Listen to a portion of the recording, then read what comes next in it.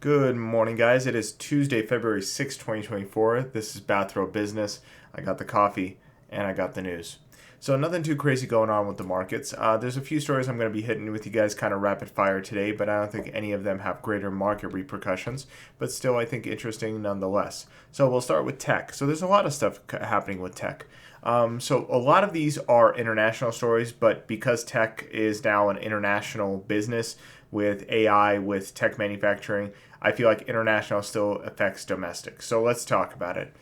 So the world's biggest chip manufacturer, TSMC, to open a second Japan factory with backing from Sony, Toyota, and it will be open by the end of 2027. TSMC is the big chip manufacturer that is opening a plant in Arizona, but this one is going to be entirely in Japan. So this is actually interesting because if you read the article, it talks about how even Japan is trying to reshore a lot of their manufacturing in competition with the United States, China, Taiwan. So it's interesting that this trend of deglobalization is happening everywhere. This isn't just a U.S. trend. This is happening even in countries like Japan, China, etc. It's just a global trend that we're seeing where the pendulum is now swinging in the opposite direction.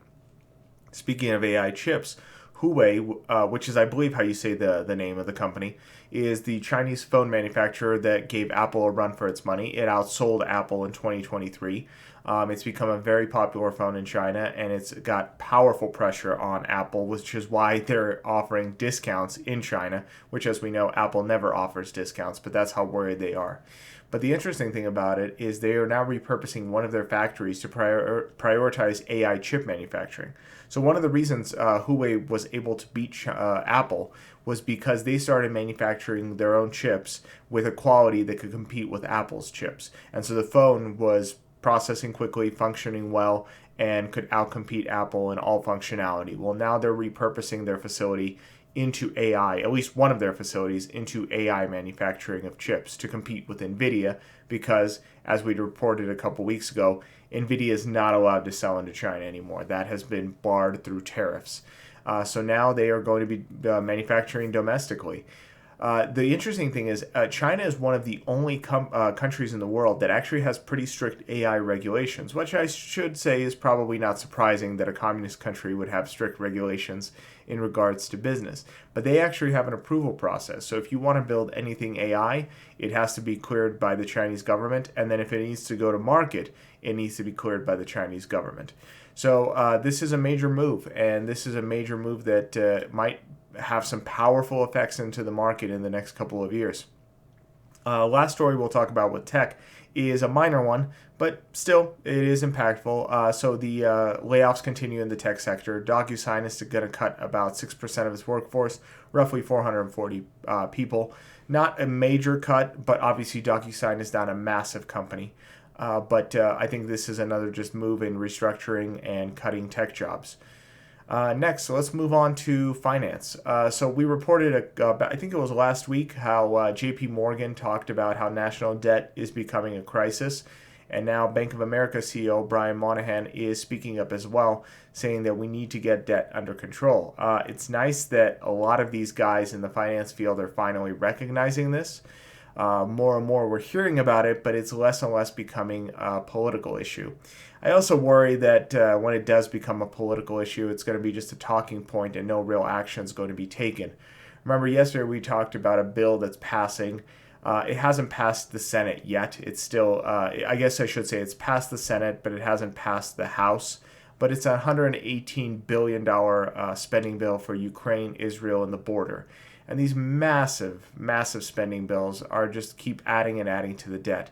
A lot of people like to think that Republicans don't spend. Republicans spend just as much as Democrats. And that's the frustrating part is for the U.S. voter, for private citizens, there's no alternative. There is no actual party that would come in and cut deficits. It's just the party that you think will cut and then just come in and fund whatever it is that you want. So if you want to fund social programs, it's Democrats. If you want to fund warfare, it's Republicans. But there is not a political movement out there to cut the national debt, and there should be, because with interest rates going higher, with national debt being higher than it's ever been, remember it's on par with GDP now. That's never happened before, and nobody is sounding the alarm. Nobody is concerned. it is going to become a problem. I don't know how or when, right? It could be another 40 years before it's a problem, but by the time it is a problem, it will be too late to do anything about it. Next story is about weight loss. Eli Lilly results blow past estimates on strong Zepbound launch. So this is one of those Ozempic type drugs. So they have two. So they have Zepbound and they have Mounjaro. They just crushed it. I've never even heard of these drugs. I know of Ozempic, but it's these two companies from these two drugs from Eli Lilly that are crushing it. So Eli Lilly reported earnings of $9.35 billion versus an estimated $8.93 billion, so almost $500 million more than estimates. At the same time, Novo Nordisk is buying the company Catalent, I believe is how you say it, for $16.5 billion, and this is the company that makes Ozempic and Wegovy. So this seems to be one of the fastest growing sectors in pharmaceuticals, are these powerful weight loss drugs. It is a little concerning. I'm gonna say. I mean, I'm fully encouraging people to lose weight. I think it's the healthy thing to do. But how much these drugs are being used is a bit concerning, considering we don't know the effects of these drugs in the long term. I wouldn't be surprised if in 10 years we're going to see commercials on TV of lawyers saying, "Have you used Ozempic? And did you suffer cancer-like symptoms?" I think this is going to be an issue in the future. So that's just my personal take. I wouldn't take these drugs unless I absolutely had to, unless there's actual life-threatening overweight obesity that you need to get under control. I feel like this is no different than gastric bypass surgery.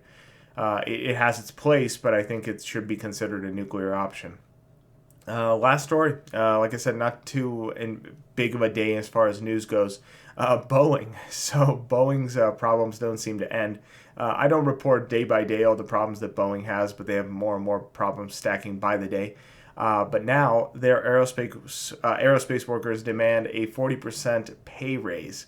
That's kind of funny considering that they can't build planes very well, but they want a raise for it. I'm usually pretty protectionist when it comes to workers' rights. But I think this is kind of stupid, in all honesty, because if the company is suffering as badly as they are, and you're coming in and asking for a 40% raise, I think the company rather say, yeah, go screw yourself. We'll just fire you and find someone else to fill your position, because clearly you're not building the planes the right way to begin with.